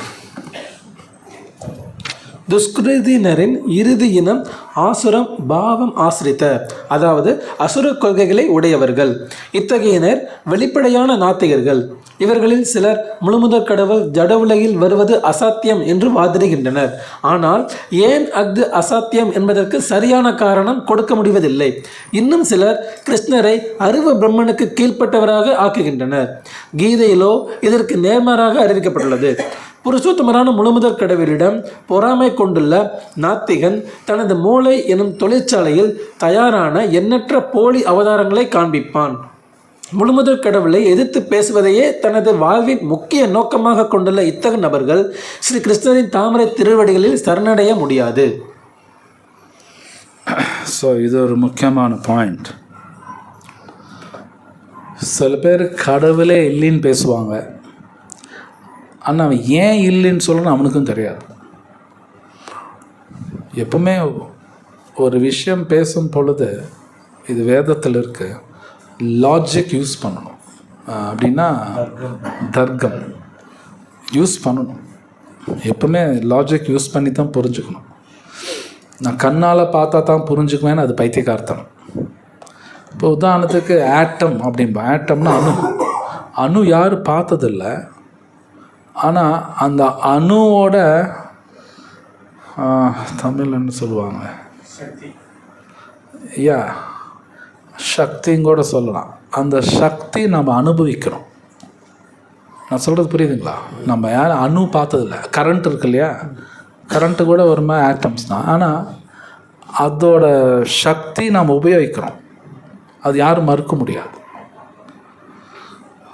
அதே மாதிரி கடவுள் நான் பார்க்காம இருக்கலாம், ஆனால் கடவுளோட சக்தி நம்ம அனுபவிச்சுட்ருக்கோம். அது இல்லைன்னு சொல்ல முடியாது, இல்லைன்னு சொல்ல முடியாது. அது கொஞ்சம் உட்காந்து யோசிச்சா தான் புரியும். ஸோ சில பேர் கடவுளே இல்லைன்னு பேசுவாங்க, எப்படி சொல்கிறேன்னு அவனுக்கு பதில் சொல்ல தெரியாது.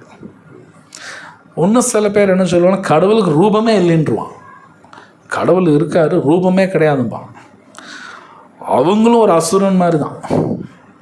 அந்த மாதிரி மக்கள் நிறைய இருக்கான். கடவுள் ரூபமே கிடையாதுன்றான். அது எப்படி ரூபம் இல்லைன்னு சொல்கிறான், அவங்களுக்கு பதில் சொல்ல தெரியாது. ஒன்றும் சில பேர் இருக்காங்க, கடவுள் இங்கே வரவே மாட்டார் அப்படின்னு பேசுவாங்க. ஏன் வரமாட்டான்னு ஒன்றும் சொல்ல முடியாது. பிரபுபாதில் எழுதியிருக்காரு, சும்மா எழுதலை. இது இத்தனை வகையான ஜனங்க இருக்காங்க, இப்போ இருக்காங்க. அந்த கடவுள் நம்ம உடம்புல பரமாத்மாவாக இருக்காருன்னா அதை நம்பவே மாட்டான். கிடையாதும்பா, பரமாத்மான்னு ஒன்று கிடையாதுன்றவாங்க. அது புரியாது அவங்களுக்கு. அதெல்லாம் வரவே மாட்டாங்க. ஸோ இதெல்லாம் அசுரத்தனம், இதெல்லாம் சரியான குணங்கள் கிடையாது. ஸோ கடவுளே இல்லைன்னு சொல்கிறது, கடவுள் ரூபம் கிடையாதுன்னு சொல்கிறது, இதெல்லாம் அசுர குணங்கள். நெக்ஸ்ட் பேரை படிக்கிறீங்களா? தென்னிந்தியாவைச் சேர்ந்த ஸ்ரீ யமுனாச்சாரியார் ஆள வந்தார். எம்பெருமானே, உமது குணம், ரூபம், லீலைகள் அசாதாரணமாக உள்ள போதிலும் சத்துவகுணத்தை சார்ந்த எல்லா சாஸ்திரங்களிலும் உமது வியக்தித்துவம் உறுதி செய்யப்பட்டிருந்தும் தமது தெய்வீக குணங்களினாலும் திவ்யமான அறிவின் ஆழத்தினாலும் புகழ்பெற்று விளங்கும் ஆச்சாரியர்களால் ஏற்றுக்கொள்ளப்பட்டிருந்தும் நாத்திக கொள்கையை உடையவர்கள் உம்மை புரிந்து கொள்ள முடியாது என்று கூறுகிறார். ஸோ இது ரொம்ப முக்கியமாக, யமுனாச்சாரியார் ராமானுச்சாரியோட குரு. அவர் ராமானுச்சாரியோட குரு. ராமானுச்சாரி யமுனாச்சாரியை பார்த்ததில்லை, பார்த்தது கிடையாது. அந்த யமுனாச்சாரி அப்படின்னா 1000 வருஷம் முன்னாடி இந்த ஸ்லோகம் எழுதினார்.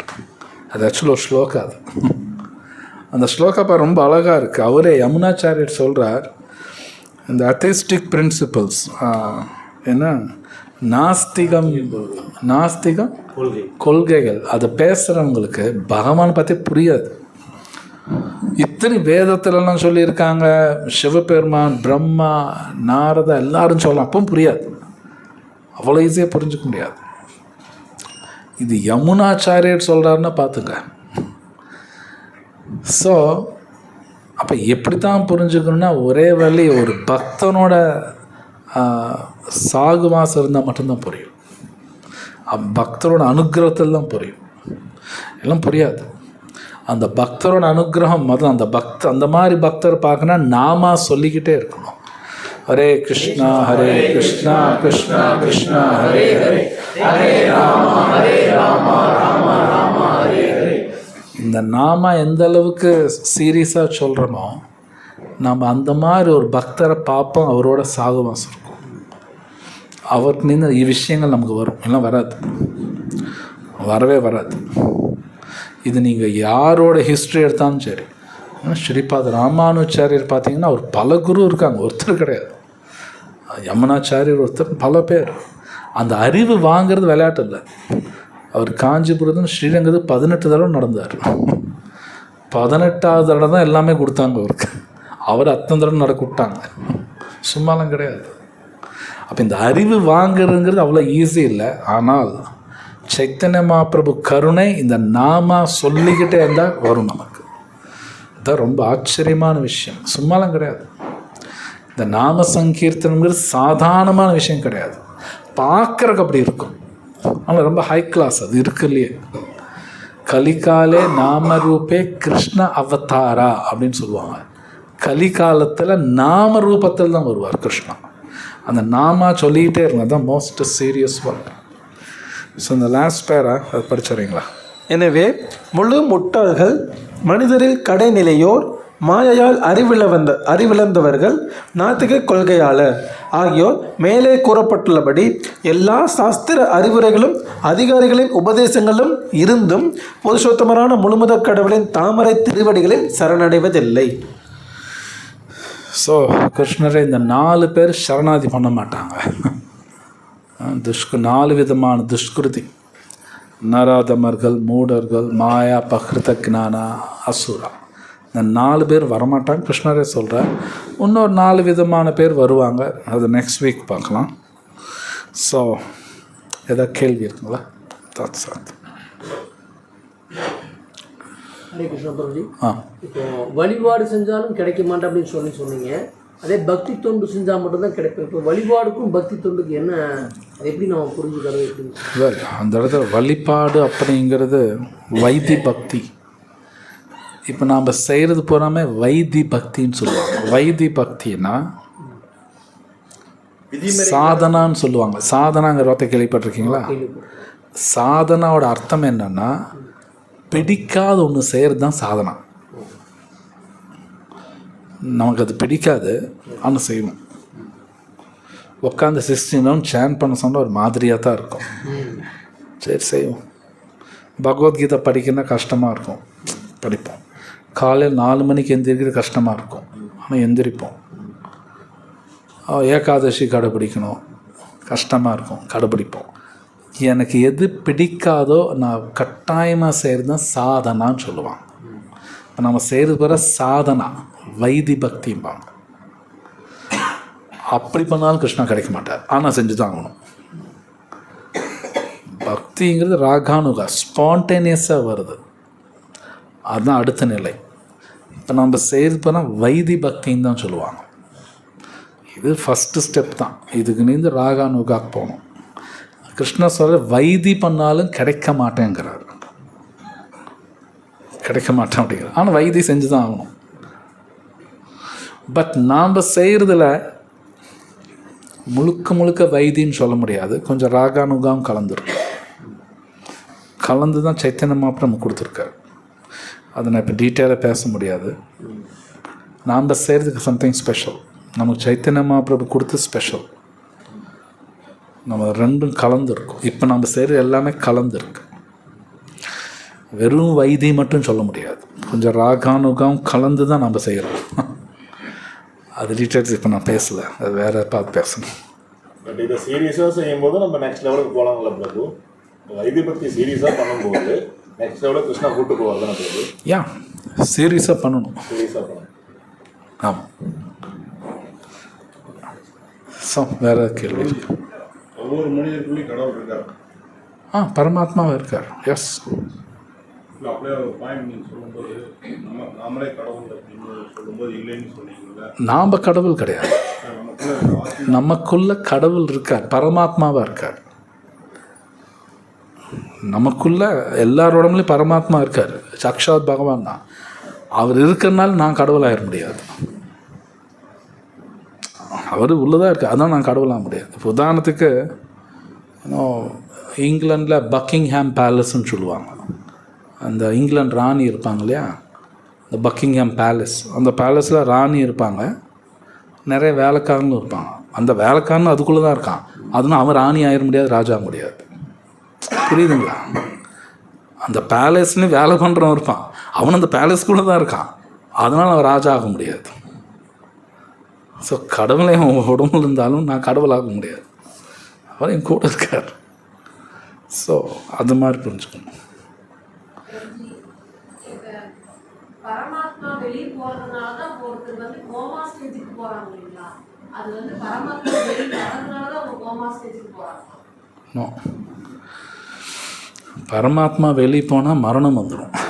கோமா எதுக்கு வருதுன்னா, அந்த கான்ஷியஸ்னஸ் வந்து இப்போ நம்ம உடம்புல ஸ்ப்ரெட் அவுட் ஆகிருக்கு.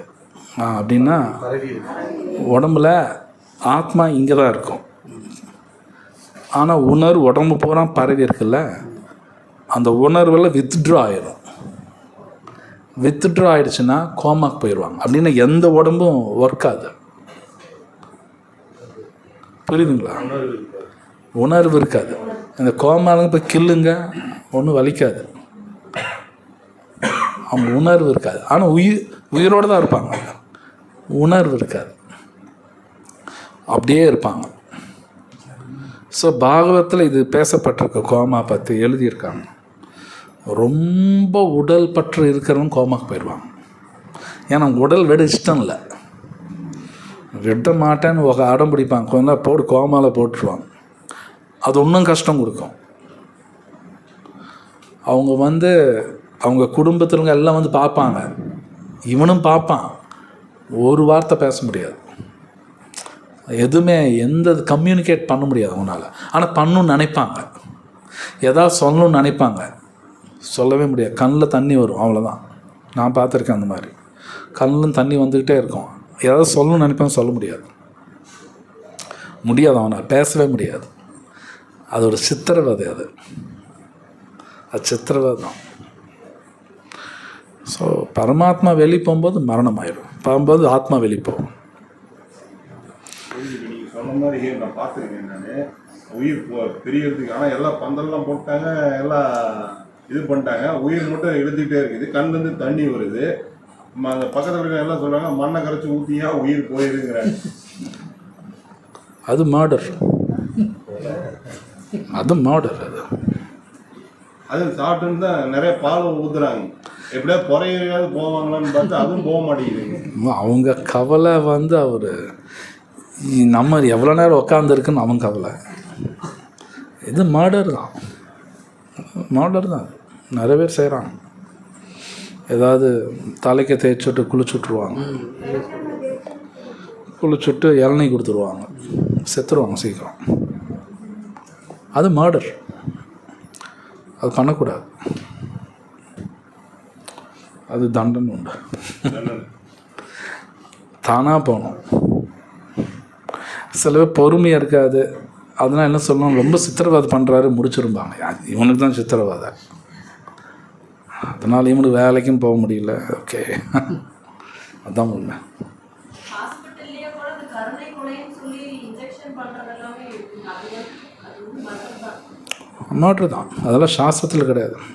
யுத்தானேஷியான்னு சொல்லுவாங்க இங்கிலீஷில். அதெல்லாம் இவங்களே கண்டுபிடிச்சது, அதெல்லாம் சாஸ்திரத்தில் கிடையாது. அவங்க உடம்பை வச்சுட்டு அவங்க ரொம்ப கஷ்டப்படுறாங்க, அதனால தான் அவங்க கஷ்டப்படுறது உண்மைதான். அது இவனாலையும் பட முடியல. எத்தனை நாள் ஆஸ்பத்திரியில் உட்காந்துருக்கிறது, பில்லு எகிரிட்டுருக்கு. அது இப்படி சொல்லுவாங்க.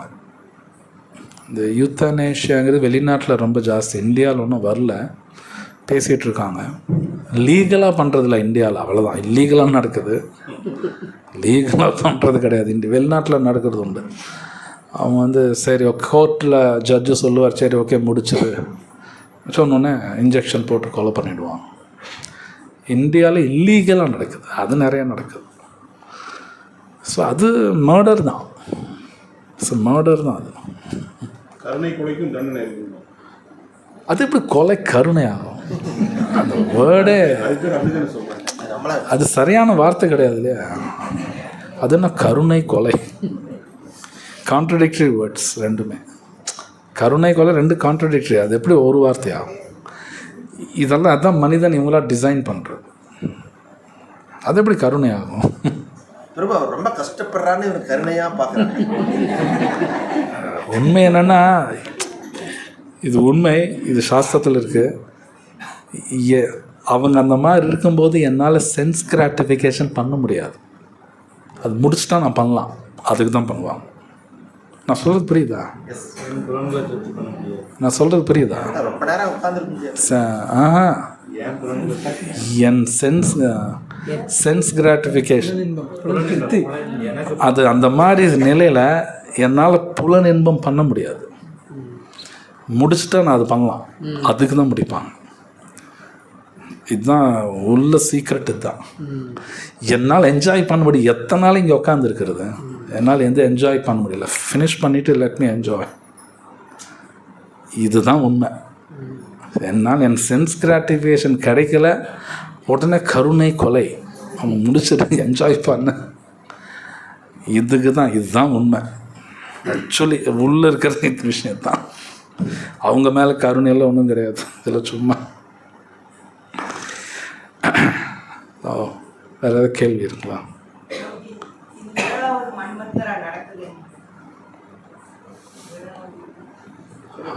டக்குன்னு ஞாபகம் இல்லை எனக்கு. பாகவத்தில் படித்தது என்னென்ன அது யார் சொன்னா? அப்படி எங்கேயும் கிடையாது. எங்கே அந்த மாதிரி சென்டென்ஸ் பாகவத்தில் கிடையாது. வெறும் 500 பேர் எங்கே ஒரு சென்டென்ஸ் அந்த மாதிரி கிடையாது. நோ, அப்படின்னு எங்கே இருக்குது? பாகவத்தில் கிடையாது, எங்கேயுமே கிடையாது. பாகவத்தில் கிடையாது, அப்படி ஒரு வார்த்தையே கிடையாது. நீங்கள் கேட்டீங்களே படிச்சிங்களா? அது நாம் எப்படி சொல்ல முடியும்? அவங்க சொல்ல முடியாது. எத்தனாவது மன்வந்திரங்கிறது பாகவத்தில் இருக்குது. அது ஞாபகம் இல்லை எனக்கு. 7வது ஞாபகம் இல்லை எனக்கு. அது எனக்கு ஞாபகம் இல்லை. பட் அது கணக்கில் இருக்குது. எத்தனாவது சத்துர்யுகம் அது, ஒரு மன்வந்திரம் சத்துர்யுகம், அது எத்தனாவது சத்துர்யுகம் அந்த கணக்கெல்லாம் இருக்குது. ஆனால் வெறும் 500 பேர் தான் முக்தி அடைஞ்சாங்க, அதெல்லாம் அப்படியே ஒன்றும் கிடையாது, பாகவத்தில் இல்லை. ஸோ வேறு ஏதாவது உலக மக்கள் தொகையில் 800 கோடி பேர் தான் கிருஷ்ணரை வந்து வழிபடுறாங்கன்னு சொல்கிறாங்க. மீதி இருக்கிறவங்க வந்து ஏதோ ஒரு தெய்வத்தையாவது, அதாவது தேவர்கள்னு சொல்லப்படுற ஏதோ ஒரு தெய்வத்தையாவது வழிபடுறாங்கல்ல, அதனால் ஏதாவது அவங்களுக்கு புண்ணியம் உண்டாகுமா? சொல்ல முடியாது.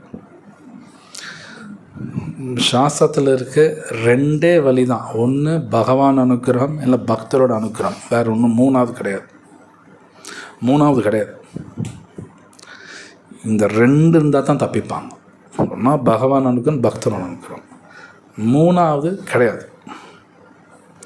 ஈவன் தேவர்கள் வழிபாடு பண்ணாலும் போவாங்களாம். நோ, கிருஷ்ணா கிளியராக சொல்லிட்டாரு பகவத்கீதையில். போக மாட்டாங்க. கிருஷ்ண கிளியர் யாந்தி தேவான் விரதா தேவான் பித்ருன் யாந்தி பித்ருன் விரதாக பூதானி யாந்தி பூதேஜ யாந்தி மத்தியாஜுன் அபிமா. கிருஷ்ணா கிளியராக சொல்கிறாரு. தேவர்கள் விட்டால் தேவலோகத்துக்கு தான் போக முடியுங்கிறார். நான் மெட்ராஸ் டிக்கெட் வாங்கி டெல்லி போகணுன்னு எப்படி போக முடியும்? இம்பாசிபிள். கிருஷ்ணா என்ன கிருஷ்ணர் தூய பக்தர், இவங்க 2 பேர்த்து கருணை தான். இல்லை யாரோ ஒருத்தராவது வரணும். 3வது ஒன்று கிடையாது, கிடையவே கிடையாது. எங்கேயுமே சொல்லப்படலை. இவன் தேவர்கள் கும்பிட்டா இங்கே போயிடும்னா நோ, அப்படியெல்லாம் கிடையாது, கிடையாது. எங்கேயுமே அப்படி சொல்லப்படலை. யாராவது இல்லை முடியும்னா ஸ்லோகம் ரெஃபரன்ஸ் காட்ட சொன்னோம். அப்போ ஏன் கிருஷ்ணன் அந்த ஸ்லோகம் பேசணும்? தேவல் கும்பிட்டா தேவலோகம் தான் போகணும். கிருஷ்ணர் ஏன் அந்த ஸ்லோகம் பேசணும்? அவர் பேசியிருக்காரே, கிருஷ்ணர் பேசுகிறாரே. ஸோ யாராவது ஏதாவது சொல்கிறாங்கன்னா ரெஃபரன்ஸ் காட்டணும். ரெஃபரன்ஸ் காட்டாமல் பேசக்கூடாது. அது நிறைய பேர் தேவர்களை தான் அதிகமாக ஏன் அவங்களுக்கு தெரியல, பாவம். ஸோ சொல்லிக் கொடுக்கணும், சொல்லிக் கொடுக்கணும். ஸோ எது சொன்னாலும் ரெஃபரன்ஸ் காட்டணும். பிரபுபாத் பாருங்க அப்படி தான் பேசிட்டு இருக்கார். எதை சொன்னாலும் ரெஃபரன்ஸ் காட்டுவார். அது காட்டியாகும். ஸோ வேறு ஏதாவது கேள்வி இருக்குங்களா?